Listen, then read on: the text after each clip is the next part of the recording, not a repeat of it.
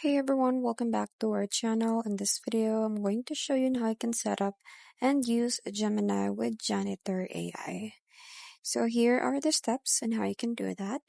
First is you have to go to the AI Studio, Google AI Studio. From here, you just have to sign in and create an API key.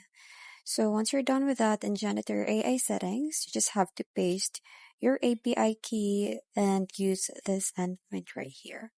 So you can just screenshot this one and copy it and then paste it in the Janitor AI settings.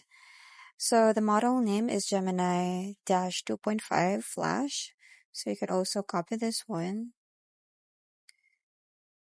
And once you're done pasting all those, you can just test it. So save settings, tap on refresh, and then try chatting. So if it doesn't work, you can fix it. You can set max token to 0 or unlimited. You can also set temperature to zero point 0.8 and try refreshing or making a new API key if you're stuck with it. So that's it. That's very quick and easy. I hope you find this video helpful. Thank you for watching, and I'll see you in my next one. Bye!